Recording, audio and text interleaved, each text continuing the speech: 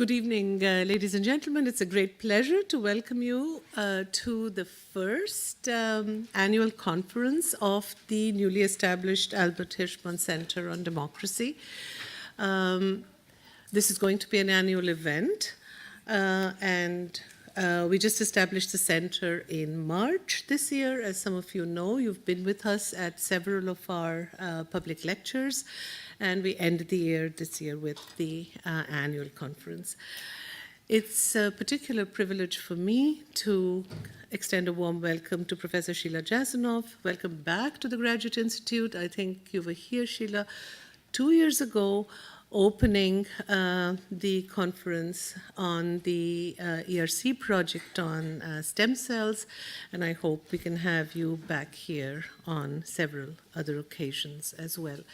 Many of you in the audience know Sheila personally, you know her work, but some of you may be unfamiliar with it, so let me just give you a brief introduction to some of her writings and to make a connection with some of the work at the center.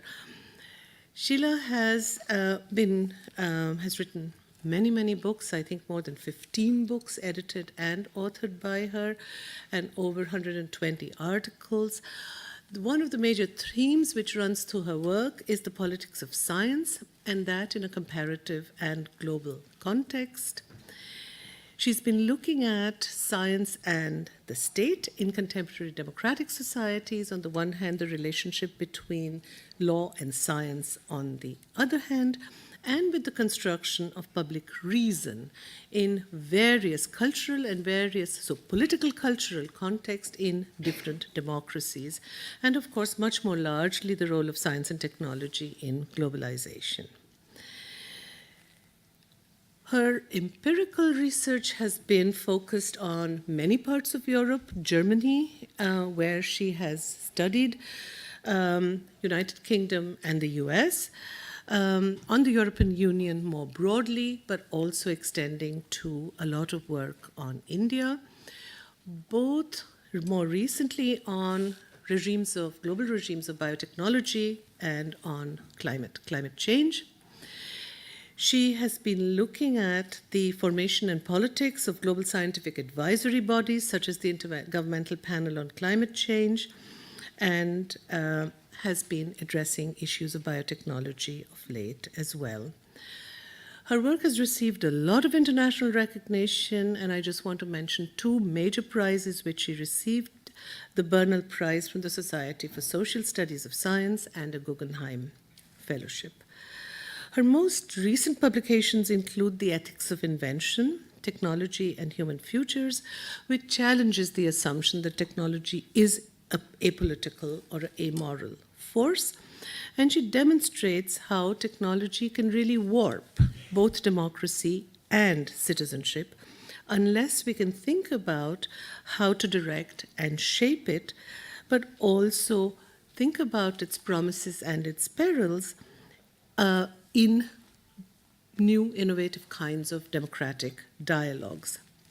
Sheila Jasanoff is Pforzheimer Professor of Science and Technology Studies at Harvard University, where she has founded and now directs the program on science, technology, and society at the Kennedy School of Government. She's a pioneer of STS, as many of you know, but interestingly, she came to it by a rather circuitous route. So it was a study of mathematics, then linguistics, law, and legal practice and historical linguistics are the paths she did not take, and chose instead to move to Cornell to take up a chair in science policy and law. Her first book, Controlling Chemicals, examined the regulation of toxic substances in the United States, Germany, and the UK, showing how the very routines of decision-making in these different contexts reflected very different conceptions of what counts as evidence and how expertise should operate in a policy context. Her monograph, Science at the Bar, reached beyond the prevailing diagnosis of structural incompatibilities between science and law to explain how these socially embedded institutions interact and also co-constitute one another. In her scholarship on science and law, as well as science in the state, She links ideas from constitutional law with political theory, science studies, to consider the constitutional role of science in modern democratic polities. The boundary drawing activities of science advisory committees are the subject of her book, The Fifth Branch. While Designs on Nature, Science and Democracy in Europe and the US explores different modes of public reasoning in decision-making on science. Here she has argued powerfully that these differences, which reflect what she calls distinct civic epistemologies, are deeply embedded in institutions and shape how policy issues are framed and processed by the bureaucracy in modern states. She has made an important contribution to building the entire field of science and technology, but she is also the founder of Science and Democracy Network, a group of scholars interested in the study of science and the state in democratic societies, which meets annually since its founding in 2002. The questions which link her work on science and technology to questions of democracy most recently are about some of the contradictions of democratic governance in 21st century, where scientific knowledge, as she has argued, has become ever more closely aligned with economic and political power, producing expert elites, and the growing distance between the governors and the governed, which she thinks is likely to grow. And here there are questions which then relate to the politics of life sciences on the one hand, but also to understand how to further a democratic dialogue around the questions which these life sciences have thrown up on the other hand. So a warm welcome to Sheila Jasanoff, who will be our first keynote speaker with a talk on the public and the demos, paradoxes of the Enlightenment.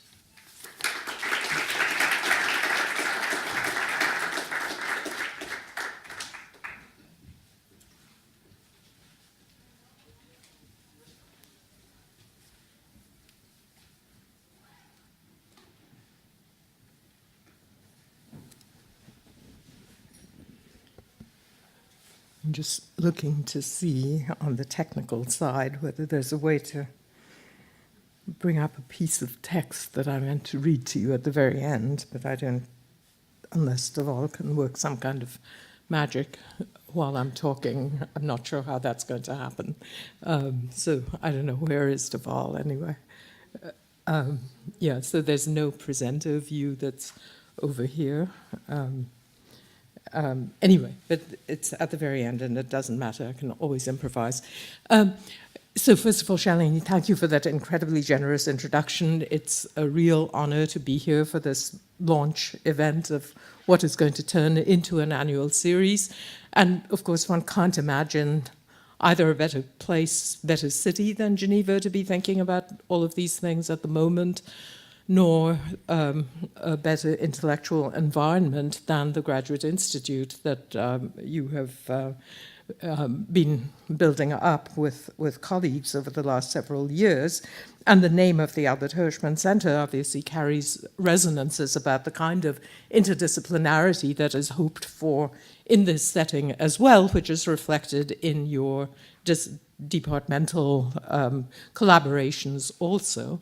So I'm going to talk a little bit, I hope on a slightly optimistic note, even though the title of the conference suggests pessimism. I feel these days I have to tell myself fairy stories because they're not available anywhere else.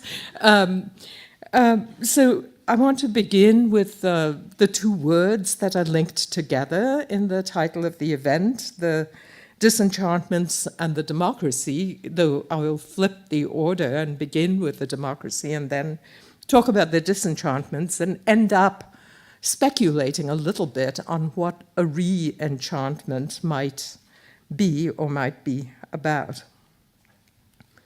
Those two terms about disenchantment and democracy, you could see them lying between two different kinds of critiques that have emerged over the last 100 years, gathering momentum. So one, focusing on the democracy side of things, has been tending to say and show that we are hopelessly defective.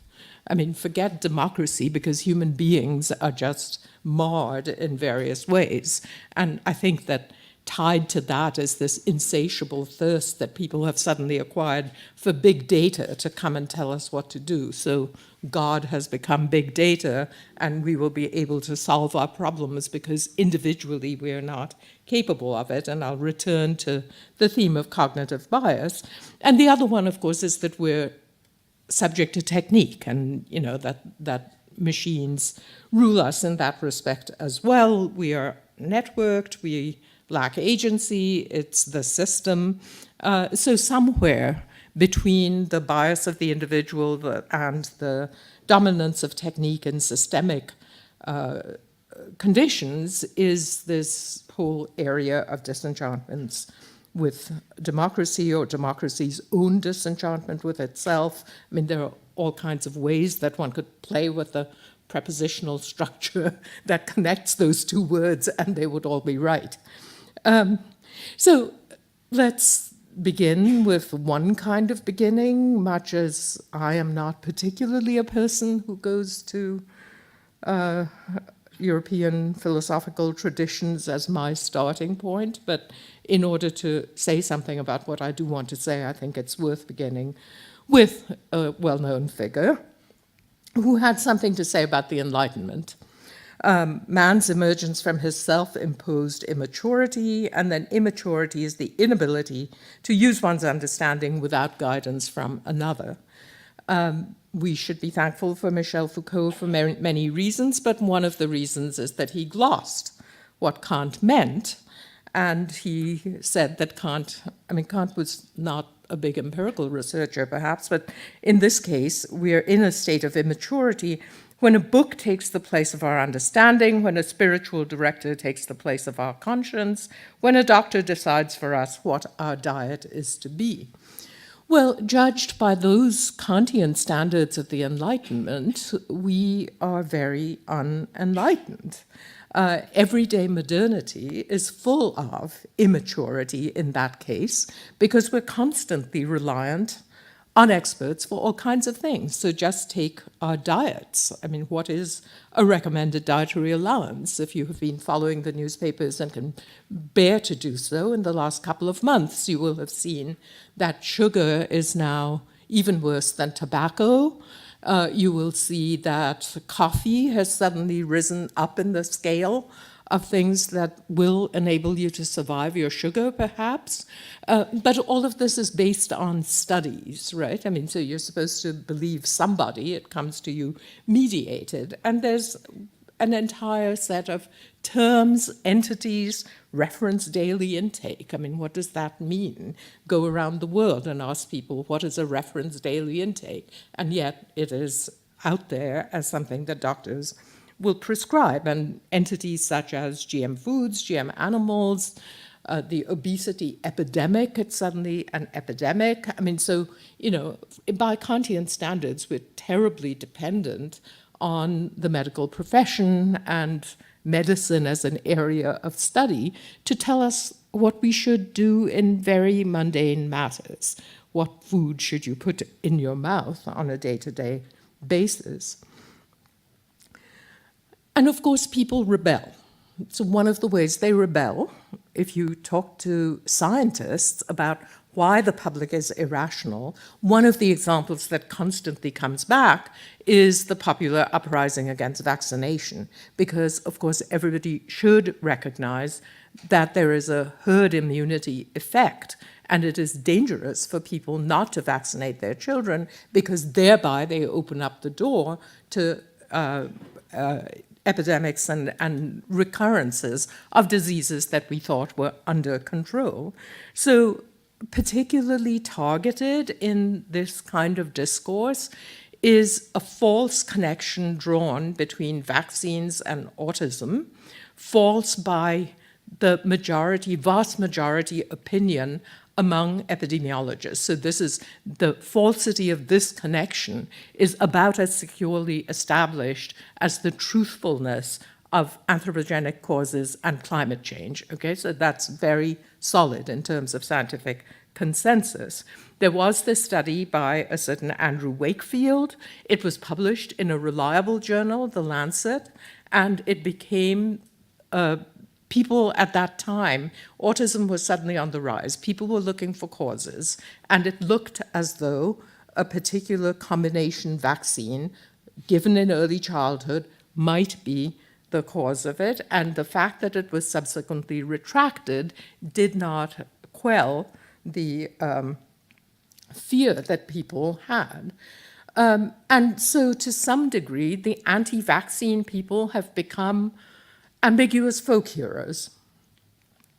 So, a growing list of scientific studies, but nevertheless, when Robert De Niro, a bit over a year ago, was launching his Tribeca Film Festival, he was going to showcase a movie that was made by the vaccine skeptics.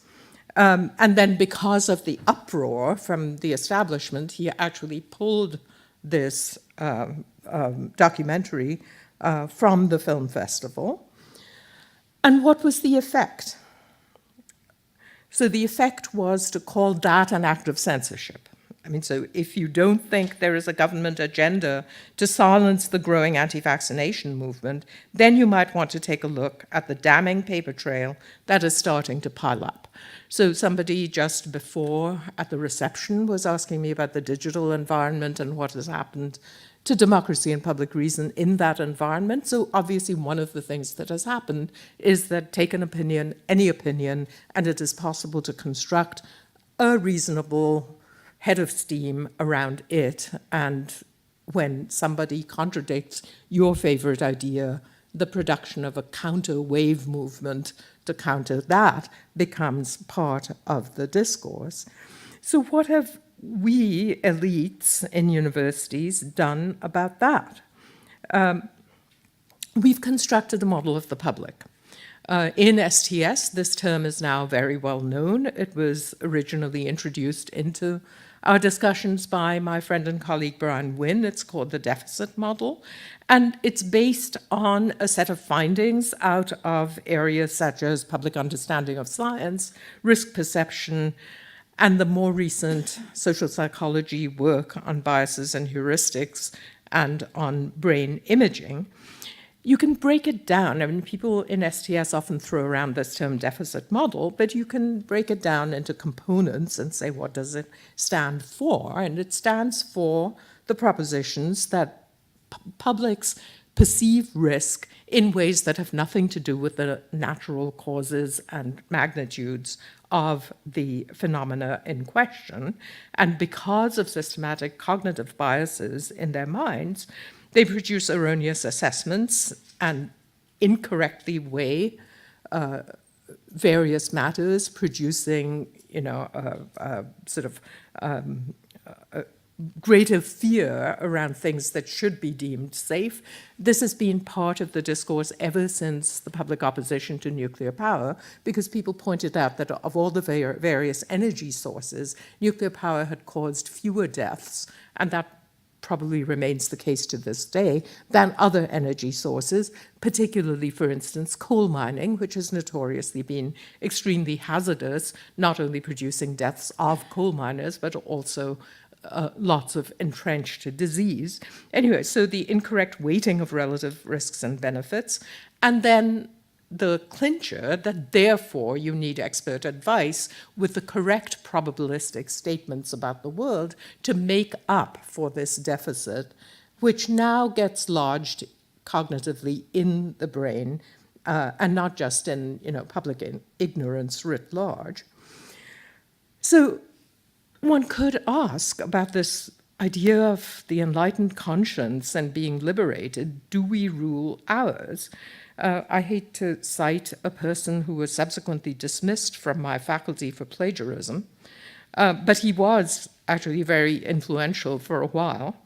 And the point he made was that just as Chomsky says that we are all born with a linguistic grammar in our heads, so people are also born with a moral grammar, and you can test out the parameters of this moral grammar using trolley problems, which are borrowed from analytic philosophy as the way of modeling how people think about various kinds of potentially tragic choices.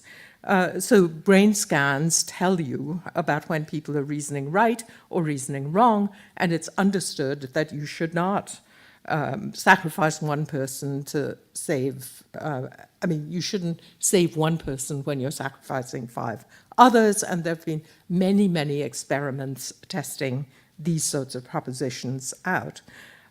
My psychology colleague Joshua Green has a couple of very nice depictions of the ways in which publics respond to these kinds of problems when they're given to them. And an enormous amount of ingenuity has been devoted to setting up the experimental structures that test out in fine-grained nuance what our moral intuitions are when we solve trolley problems. So particularly the fat man problem, as it was originally called before it became politically incorrect to say that. The original version was if there's this fat man standing on the bridge and if you throw him down on the trolley track, he will die, but the 5 people that the trolley is barreling toward will be saved. People did not want to push that man, even though if you gave them a similar probabilistic problem in which they were driving the trolley and down one track they killed 1 person and down the other track they killed 5, universally they agreed to save the 5 and kill the 1, but they wouldn't throw the person down. So, of course, my clever colleagues in that field said, well, what about if you don't touch that person, but push him with a rod? Does it make a difference? If you don't even mediatedly touch him, but flick a switch so that leave a Buckminster Fuller-like equipment jumps up, does that make a difference? And so we understand a lot of things about how people would deal with these sorts of choices. But, I have always wanted to teach the course where I would teach the trolley problem, but interleave it with Sophie's choice the next day and see what people think about those 2 cases sitting side by side. In any case, because we have so much evidence, which our society relies on, evidence-based public policy, my school believes in EBP, it is itself a thing. So, of course, all of this matters, and therefore, we've constructed policies around it because, after all, what good is evidence if you don't build public policy on the basis of it? So this is taken from a text from a teacher in my school. And you see the flow of ideas about the demos and the deficit and the demos. I would suggest that some of this is built into the way in which we came over time to actually make decisions. The ability to reason is a relatively new arrival to which humans have not yet adapted.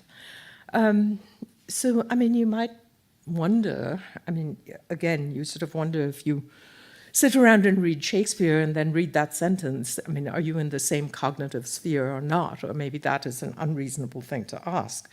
But in any case, since humans have not yet adapted to this thing called reason, which seems to exist out there, independent of minds or anything else, we have now Nobel Prize winning work to tell us how to behave. So this is probably the most important instantiation, thank you, of the first experimental instantiation of how nudges work. And as many of you in this room may know, Richard Thaler recently won the Economics Nobel Prize this year for his work on nudge. And this is a urinal, I think the original experiment may have been in Amsterdam airport, that just painting a fly into the base of the urinal reduced the amount of cleanup activity needed by the sanitation workers because it was alleged that you give men a target and they will point and shoot. So you know, it's been proven to be efficacious, and, you know, it is a cure for democracy. So, you know, quite apart from the fact that women also exist in this world and may have rationalities, I mean, even forgetting all that, is it any wonder that people are disenchanted with a democracy that is reducible to these kinds of interventions?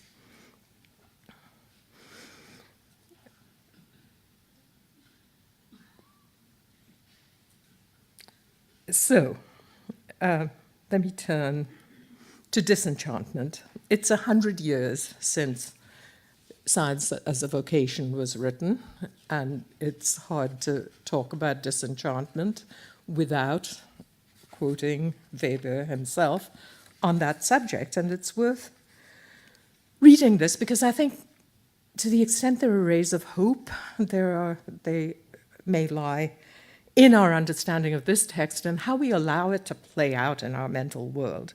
So the fate of our times, this is from the sort of coda of that piece, which is weird in all sorts of ways. I mean, it doesn't fit together with the fact-value distinction and what the professor is supposed to do in front of the students.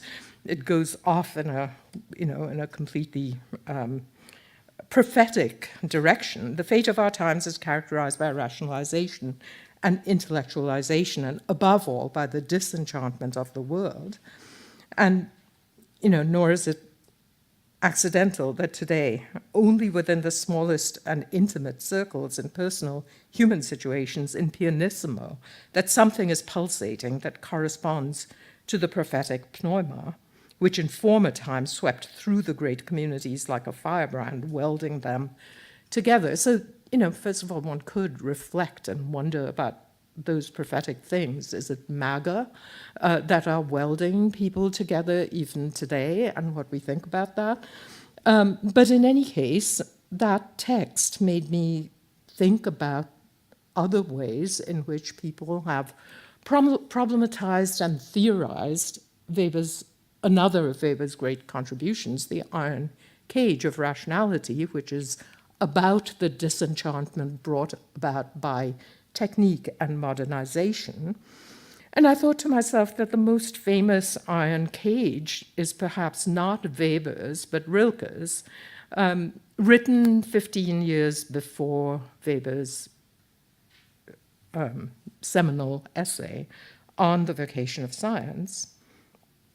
And here is Stephen Mitchell's translation. No, the Panther, I mean, considering how few lines it has, it's a sonnet, has more translations, I think, word for word by weight than just about any poem I know in non-English that's been. I mean, almost everybody who knows German seems to have taken a stab at translating the Panther.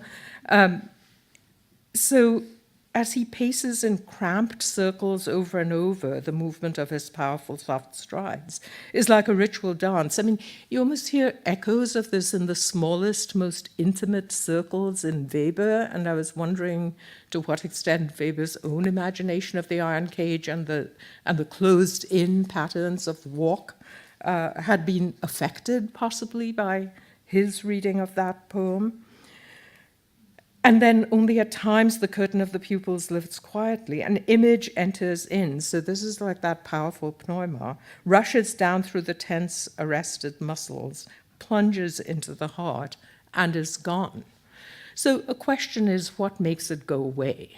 And, you know, if disenchantment is about the impossibility or the difficulty of us today being able to respond to these external stimuli that break through the bars of the iron cage and reach our imaginations in other ways, then, you know, what is there in the resources that we have that might enable us not to allow those images to rush down through the tensed, arrested muscles and be gone? So let's turn to science studies for some of the ways in which people have thought about this. And one of the most famous observations was by Bruno Latour really quite a long time ago in his 1993 book, We Have Never Been Modern.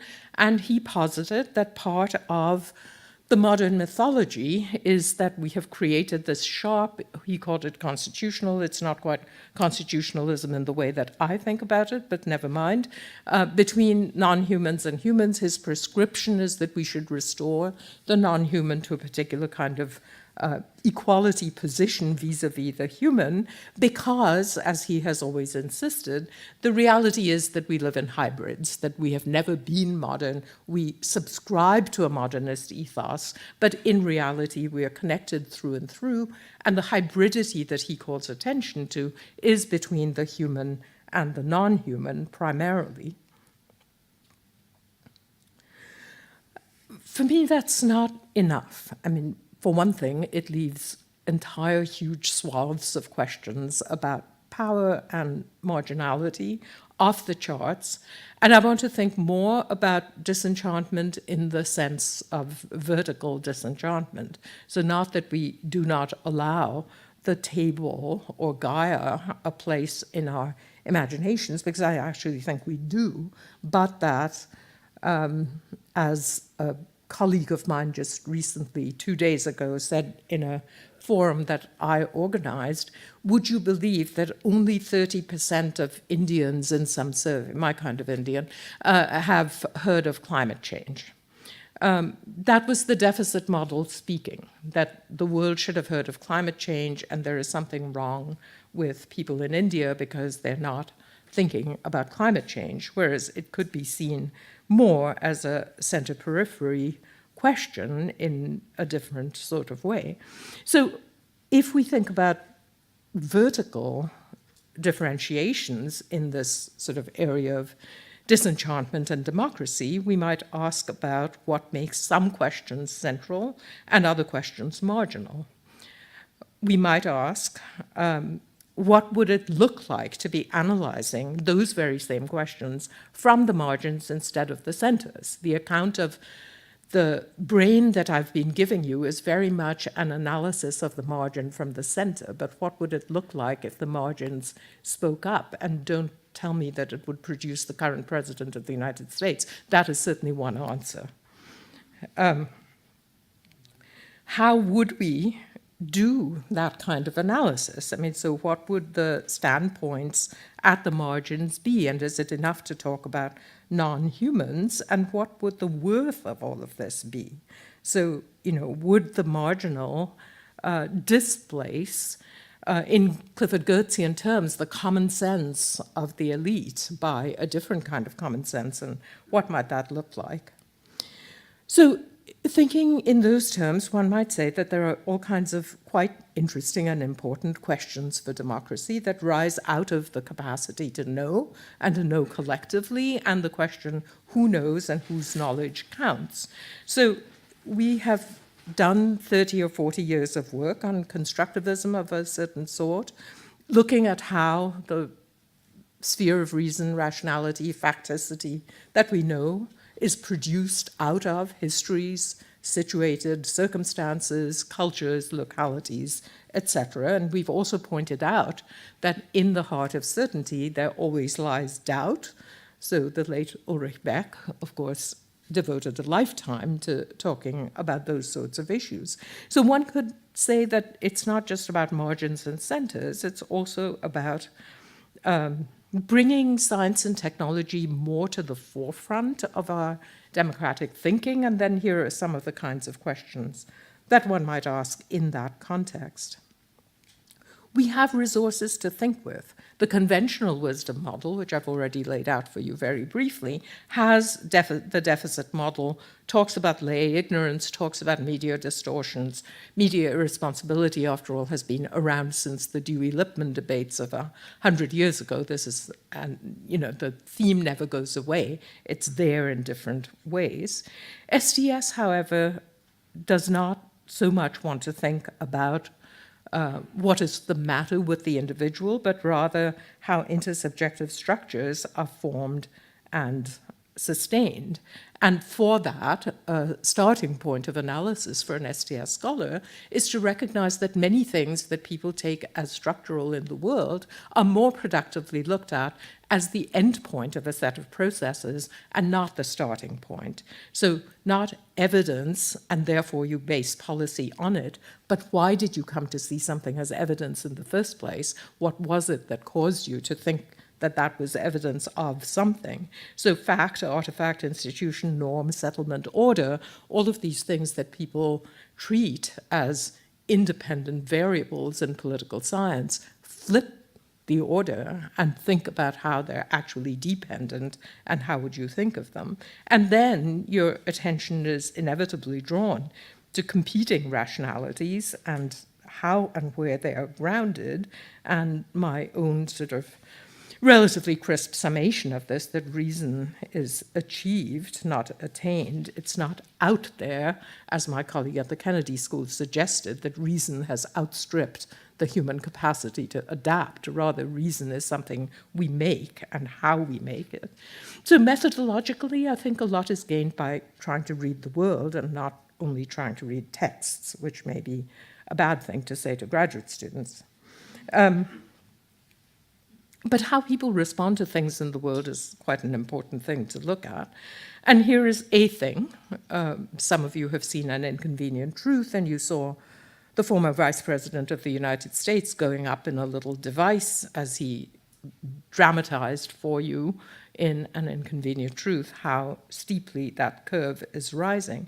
But it's given rise to a kind of imaginary which, to some extent, denies the deficit model, because it shows that people are actually gathering together around science and technology and doing various things. So it's not the case that it's one answer to the disenchantments with democracy. That democracy, to some degree, is alive and well and taking its cues from science perfectly well. And if you want to think about it that way, you can see in law a model of the citizen, which I call the knowledge-able citizen, that is reflected in a whole host of legal enactments over the last 30 to 40 years in most Western and many non-Western states as well.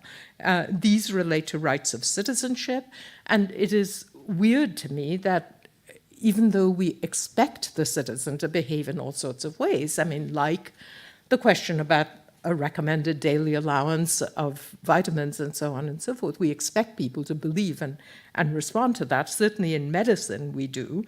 Nevertheless, we've constructed this other deficit model side by side, and I think that it's important, first of all, to restore the fact that we have legal commitments to this idea of citizenship that are actually quite widespread.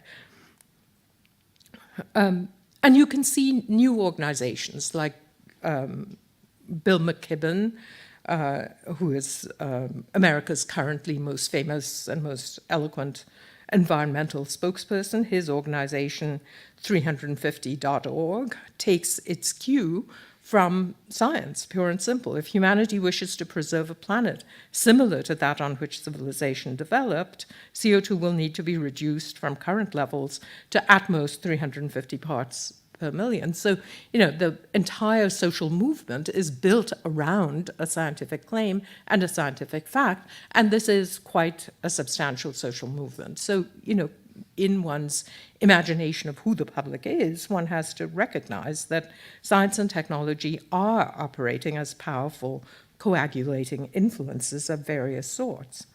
But that also produces pathologies, because on our side, if we are progressives and think something ought to be done about the climate, then there is also a construction of the deficit model going on, which says that people who do not buy into this reason have been misled or duped. And so there is a line of research that says that corporate buying of research results has produced a set of false ideas, and that these results account for why there is so much climate denial. Now, this can be put to the test in various ways. I mean, it's obvious that this has much more impact in the US than elsewhere, which already suggests that it may have something to do with political culture and not just with the production of counterfacts. But this line of research goes on and it leads to political polarization. So this is, or it feeds political polarization. So this is a November 14th, 2017, less than a month ago, article, which says the more education Republicans have, the less they tend to believe in climate change. So here you see a different construction of the deficit model that is also playing out. And of course, it leads to a kind of finger pointing between the political parties, because it's understood that unless you wrap yourself in the mantle of reason for which climate change has now become the stand-in, then you are beyond the pale and you have to be fought on those grounds. But of course, it is a bit of a losing battle. I mean, that more education, I mean, the study that underlies this will not persuade a Trump voter in any way. So instead, let's think for a moment about the kinds of reductions that we need to make in order to know the climate, to act on it. Temporal reductions. So time can be thought of in a variety of different ways. It can be secular, it can be economic, it can be environmental. And we've chosen, in the context of climate change, to give primacy to economic time, partly because economists calculate what we should be doing according to discount rates, and those have come to dominate the policy debate. What about space? Again, you could think of space where climate operates as being local or national or global, and at least in the US, the progressive elites have chosen to give primacy to the global. This is why my Harvard colleague finds it incredible that only 30% of Indians have heard of climate change, because of course Indians have all heard of weather and they're thinking locally, but that is not seen as equivalent or enough. Identity, so it can be subjective, it can be the lived, the experienced, the imagined, and the remembered, but subjective is a bad word for science. So objective identity, the populations, the enumerated statistical populations, are the ones that predominate in thinking about climate change policy. And what about the polity, what I call the invisible constitutional role of science, the ways in which we delegate politics to science without actually talking about it and saying, here now we're delegating it to science, or saying, what does this delegation carry with it? Why do we trust the IPCC? There is another place where we've sort of accepted that, I mean, this is where we accept the Kantian idea that if science tells us, then that should be sufficient. So if it takes all those reductions to know climate change in a certain way, then you have to ask the corollary questions about why we trusted science in the first place. So partly because we thought it was about truth to nature, but hardly anybody thinks that anymore, pure and simple, or tout court. So instead, people believe that it's process all the way down. So science is skeptical, science is humble, science is experimental, and science calls for civic engagement. But if you drop out the truth to nature, you'll notice that a good democracy is also skeptical, humble, experimental, and calls for civic engagement. So there should not be a diversion of passages between what we want out of science in the way of trust and what we want out of democracies or democratic institutions in the way of trust. Now, if we think about that and think comparatively about actual constitutions and the ways in which we have created public trust throughout even our democratic societies, very mature democratic societies, the three that I've done a lot of work on that, as Shalini mentioned, are the US, the UK, and Germany, you find that institutional trust is built in a completely different way. That is, the focal points and the centers of gravity in just these three countries that are very similar to one another, lie in different places. And one way that I've talked about it is by saying that trust in science means these days trust in three different kinds of bodies: the body of knowledge, the science, the body of the scientist, how reliable is the individual scientist, and the collective bodies through which findings are often mediated. And you find that in the US, it's the body of knowledge that has received the most attention in administrative procedure and process. In the UK, it's the body of the particular organized expert that has received the most attention. And in Germany, it's the construction of the collective body that has received most attention. Obviously, we don't have time to discuss this in detail, but there's a lot of empirical evidence back of this. So it suggests, at the very least, that how to trust science is not a matter of just me and my rational belief and whether my brain is biased, but that there's this entire institutional thickness that mediates between assertions in the name of science and people and their behaviors and actions. All right, so I want to, as a coder, turn to a completely different register, and I want to talk about enchantment in a more direct way. And again, it's worth remembering that enchantment was the state of play, and it still is in many societies. And Francis Thompson,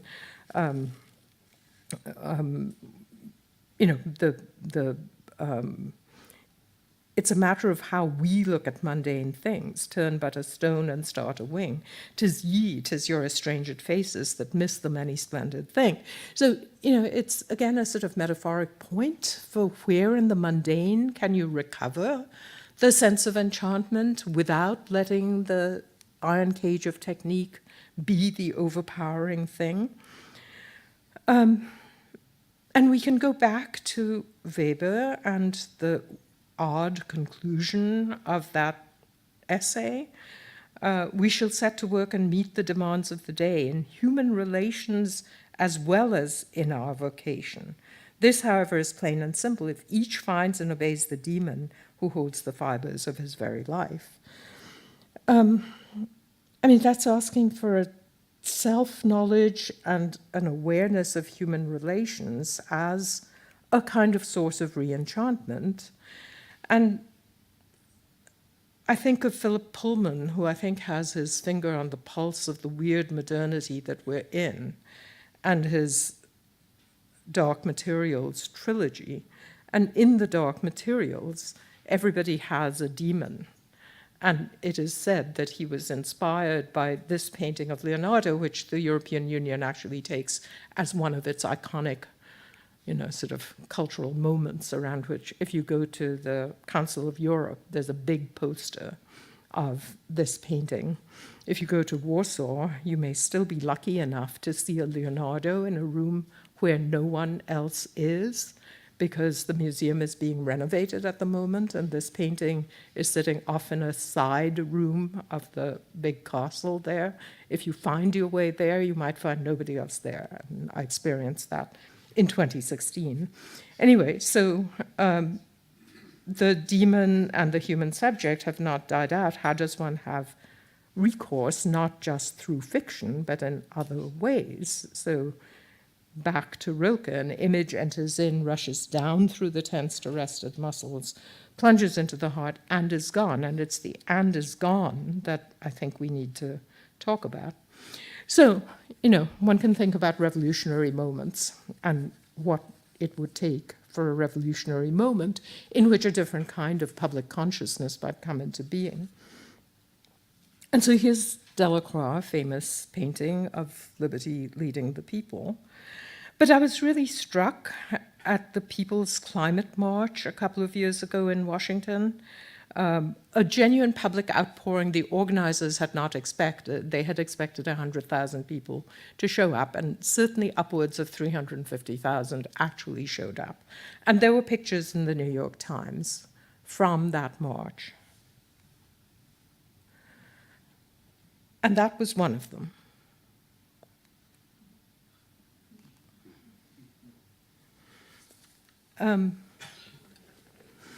So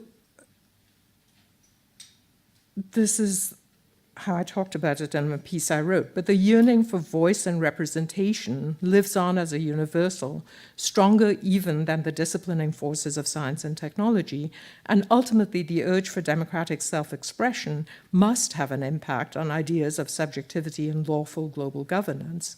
During the 2014 People's Climate March in New York, a photograph by Joshua Bright in the New York Times showed a little girl dressed in yellow with a white sash carried on a man's shoulder, waving aloft in one arm a baton with an orange banner.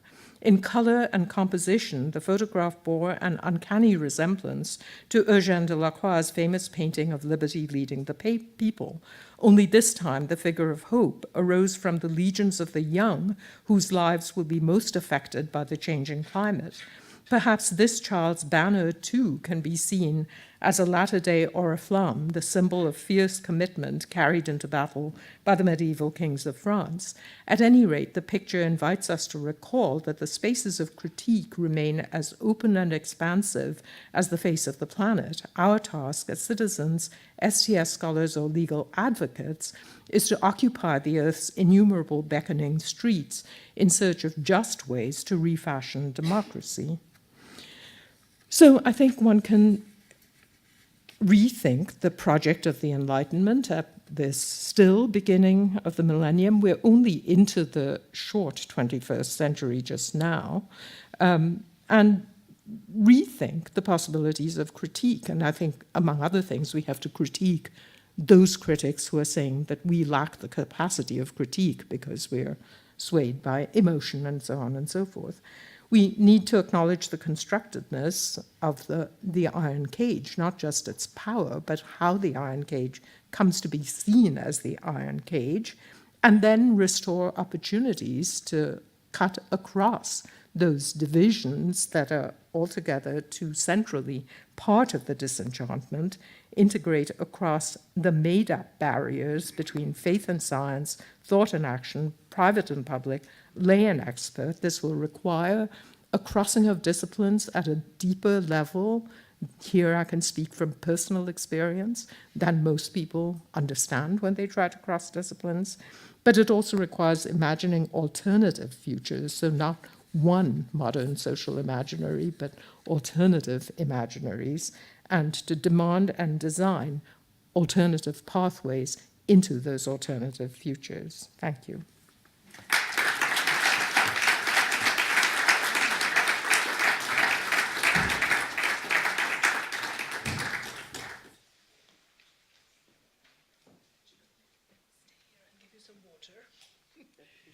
And then, will you take a few questions? Yes, thanks. Okay. So thank you very much, Sheila, for this fascinating talk, very, very wide-ranging. I don't know where we want to go in the discussion.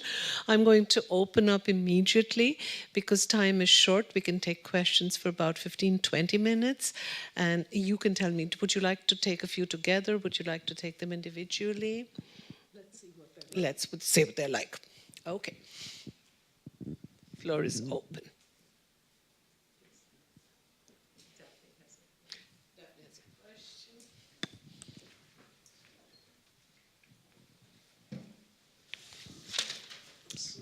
Thank you very much, Professor, for your fascinating talk. My name is Daphne. I'm a PhD student in the Political Science Department. In the beginning of your talk, you mentioned about a gap between the governed and the elite, even the elite at the universities. So at a very practical level, what would be your suggestion to the young scholars who would like to, close this gap? What would you suggest us to do? Maybe as a focus of our research, how can we, bring ourselves closer to the governed?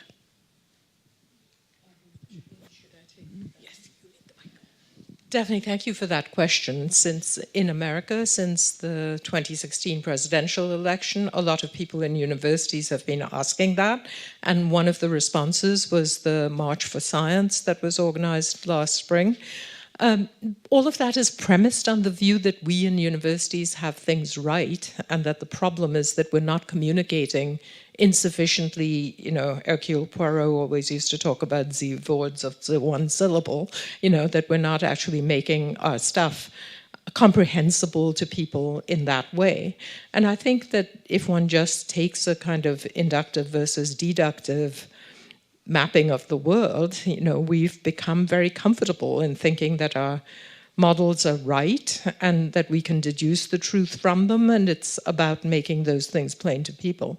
I think we have to begin much more with where people are themselves at. And I think that one of the mistakes that social theoreticians often make is to believe that they concocted the theory, whereas I think for STS scholars in particular, it's very obvious that the theorization is of what people do and that people operate with tacit theories in their minds, which may or may not be right. I mean, you know, but then one can subject that to various sorts of analysis. But it's been shown over and over again that the social science explanation for why people are doing things that they're doing often falls very wide of the mark. And I think that rather than focus all one's attention on how do I take what I know and simplify it and write the blog or write the non-jargony version of it, actually going and listening to why people are living the ways they do and making the points they're making, and then come back to the theories. You know, I think that that is an absolutely essential step for us to take, particularly in the social sciences.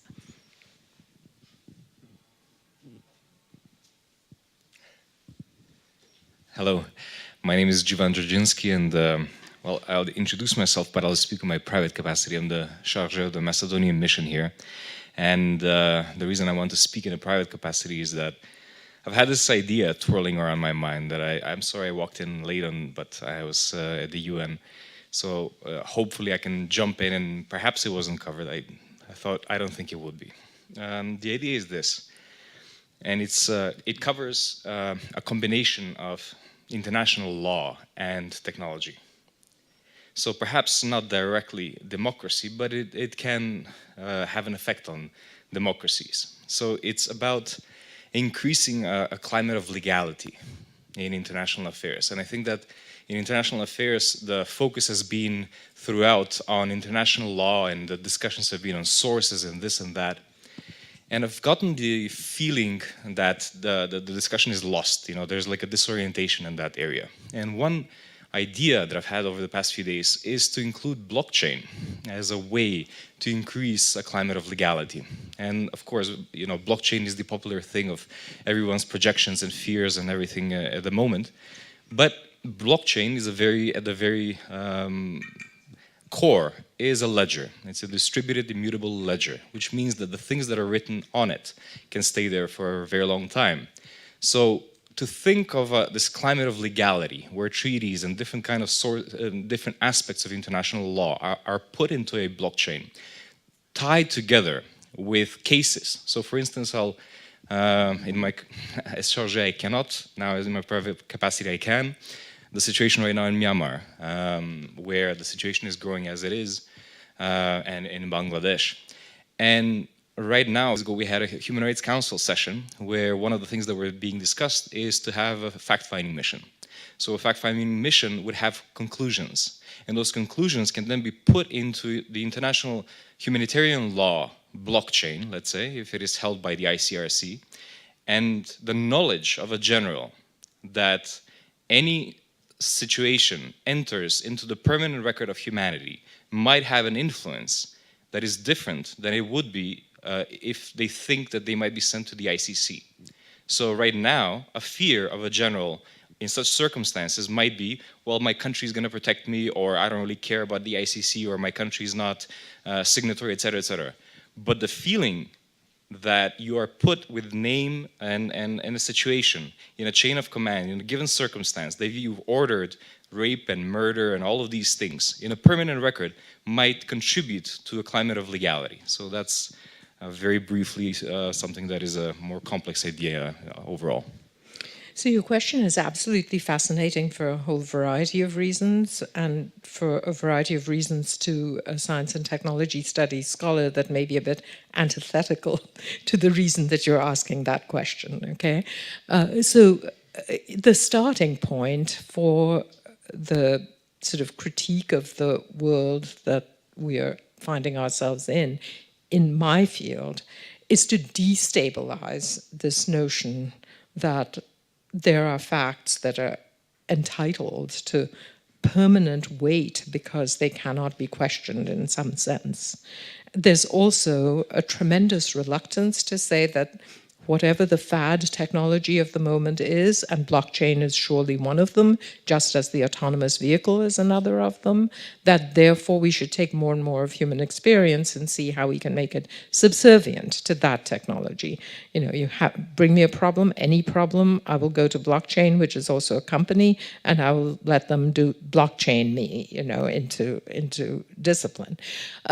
Of course, record keeping is important, but I think that what we've recognized over at least the past century is that whose record and what's being recorded is not all that obvious. I mean, that one person's record can be another person's crime, even.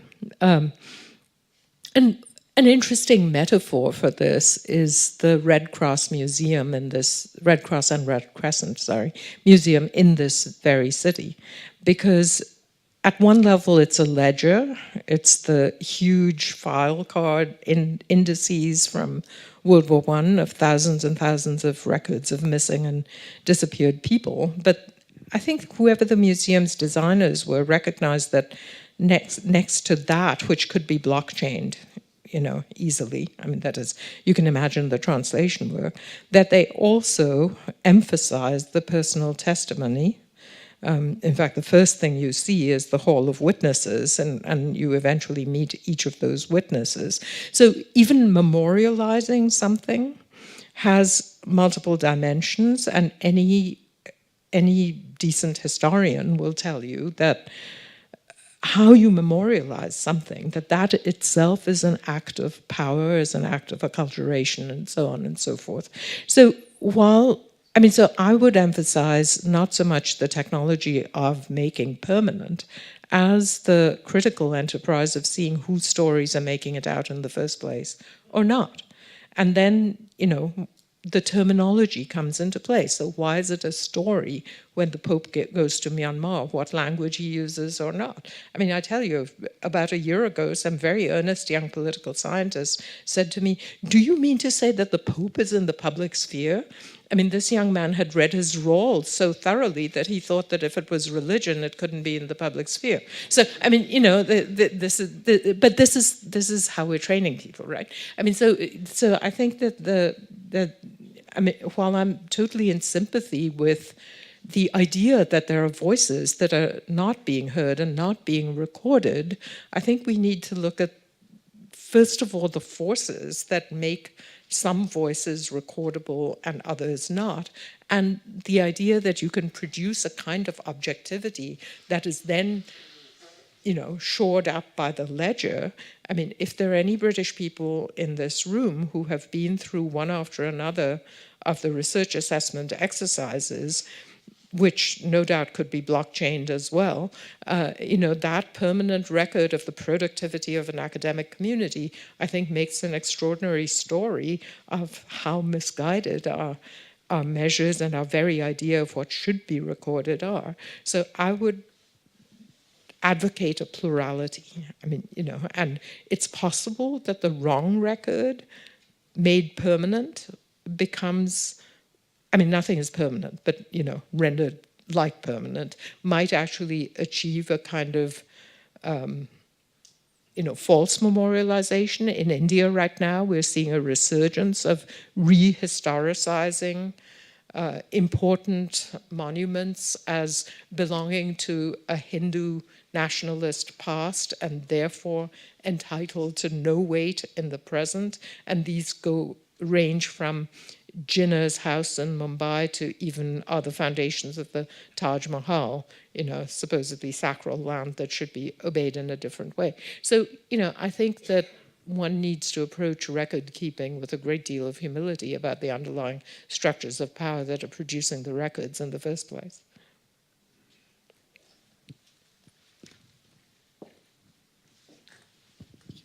Thank you. I'm Thomas Dillon. I'm a lawyer. for the past 10 years in the United Kingdom, there's been a mania for evidence-based policy, which seems to be a kind of a slogan for telling other people to shut up.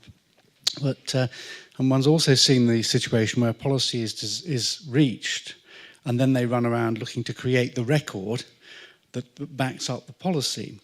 But that illustrates the genuine problem of policymakers, because we have to make policy, we have to make changes in the world to improve things. So my question is, you've eloquently, in a number of works, illustrated what the problem is, but do you see anywhere in the world where policymakers have found ways of dealing with this problem of a kind of intrinsic subjectivity about science in a way that's productive, that gets better results? I mean, of course, that's not only an excellent question, but in a way the question. And I do live my life in a policy school, so it has more bearing. I mean, I'm always told, oh, you complicate the picture and you don't tell us what to do. But I think I do tell people what to do. And I think I tell them, among other things, not to be so sure that what they're doing is the thing and, you know, right for all time and so on. So in public policy, I mean, public policy is, of course, as you know perfectly well, and as a lawyer, you know even better, it's not a be-all, end-all, once for all time. I mean, you know, silver bullet should be an anathema word to public policy people. So on the whole, policy systems that have recursiveness built into them are more robust than policy systems that do not have recursiveness built into them. So, you know, one could look at ancient traditions like law itself and what gives it robustness. I mean, partly because it does integrate itself into the things of the moment, but by adaptation. I mean, this is what the debate between the strict and the not so strict constitutionalists in my country has been about. You know, how literal-minded are you going to be about the interpretation of those words, or are you going to take them as themselves changing? I mean, should cruel and unusual punishment only be about hanging, drawing, and quartering, or can it also be about the very act of the state taking a life, possibly in an arbitrary and race-inflected manner? I mean, so, you know, these are places where our sensibilities have changed, and I think that from the point of view of my field, if one makes a slight cognitive shift and says it's not the end point, it's the aspiration, that is what matters. So not that we get to justice, but that justice is actually something we care about. And then out of the ferment of debate on what is justice, maybe a changing just order happens. And I think that making that little shift actually produces better policy. So it's not that we're going to know what health is once and for all. Why did the Soviet Union have better health in its male population than the post-Soviet Russia? I mean, there's backsliding of that sort that happens as well. But if public health remains an aspirational good, then, you know, we can take, you know, new technologies such as blockchain and see how we can adapt them and use them for a set of purposes.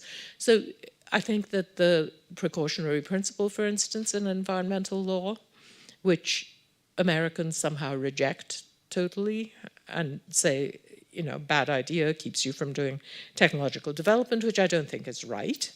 I think that that, for instance, could be taken as a philosophical way of doing environmental policy that has a lot to be said for it.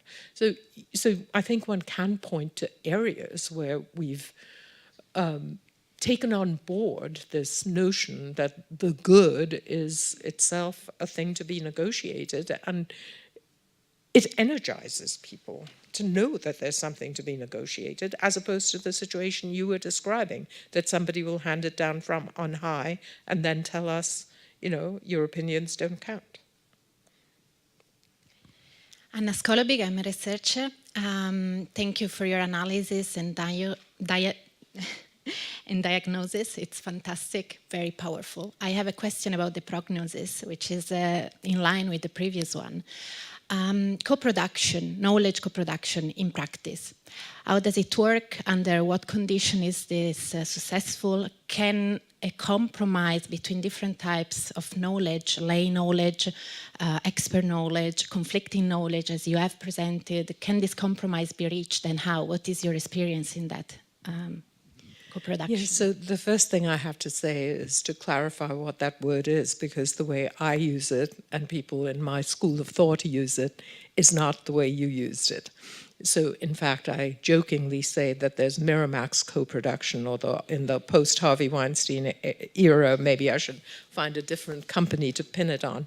But at the end, when the film credits roll and it says this sound system and that studio and whatever, and they all got together and made this thing, that is not what the theoretical idea of co-production is in science and technology studies. It's a different proposition.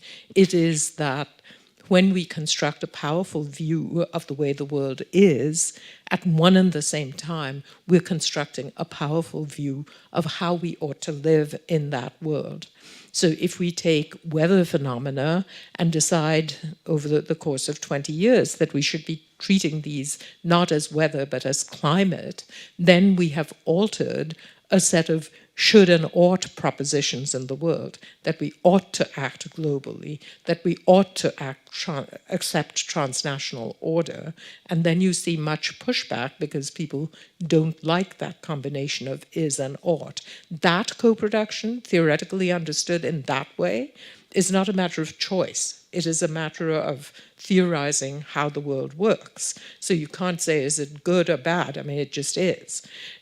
You can diagnose it. You can say, in this moment, you're seeing a process of co-production going on, and you can tease out what the vision of the is and the ought is, and you can subject those to critique, particularly the ought side of it.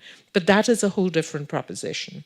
Now, the thing that you're talking about is what public participation has been about forever. I mean, now it's called co-production, but, you know, public participatory prescriptions and desires have been around ever since the modern state started spinning off all kinds of expert bodies. In the US, the foundational law that mandates something like that, in effect, was enacted in 1946, the Administrative Procedure Act. And do I think those procedures work in a sense? I mean, obviously, I think they're better than not consulting the public. The UK government has, in many of the areas that I've studied, been very adept at making the decision off in some relatively closed place and then constructing post hoc reasons to justify. And that is probably not, in my view, the ideal way to do this, because, you know, you get perverse consequences out of all of that. So then I think one has to take the next step and say, well, why do we want the public participation to happen? Not just because we want to pacify people or get buy-in. I mean, there's, you know, 6 different political science ideas, like buy-in is one of those terms. But I think that one can analyze it from a co-productionist perspective, in my sense of the term, that people come to that table with different is-ought formulations in their heads, and by putting those, and in their historical experiences, their memories, whatever, if you put all of those things at a table, then potentially, though not always, a more inclusive image of what the is-ought should be for that community may come into being. And that can become a sort of, you know, in a more sort of grounded, theorized way, a justification for participation that's not simply pluralism, that you take one of this and one of that, or what have you. And I do think that the administrative systems of mature democracies reflect very different understandings procedurally of how you get to that goal. And that's also worth studying. I mean, so just to answer the people in this room who's maybe of the, but you're not telling me who does it better, who does it worse. It's a question I've been asked ever since day one of my academic life, and, you know, I tend to rebel against it. But you can say that certain kinds of debates do rise or do not rise or whatever. I mean, so in America, for a whole variety of reasons, you wouldn't have a constitutional debate on whether circumcision should be allowed or not, okay? In Germany, you have not had a debate on whether women can have abortions or not. That has led to a serious political bifurcation and polarization of a sort that we seem unable to heal. So you can certainly point to very consequential outcomes that relate to how, you know, publics are brought in, which kinds of procedural approaches to your sort of co-production are brought on the table. But it's because my sort of co-production is at work that it matters.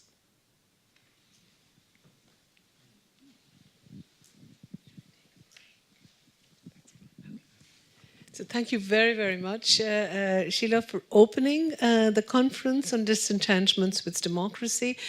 We'll take a 10-15-minute break. At 6:30, we have Professor Charles Taylor talking to us next. Tomorrow's conference is in principle open to those of you who would like to attend, but we have a small room. So if you do plan to attend and are not on our list, just let us know.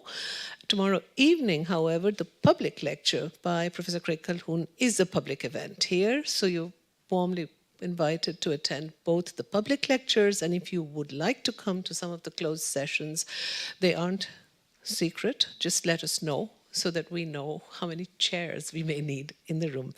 I'm not very sure, our students may have left us some of the cake and the coffee upstairs, but those of you who are either hungry or thirsty may want to go up the stairs and see if there is something there. Otherwise, we'll break for 15 minutes and we see you in a bit.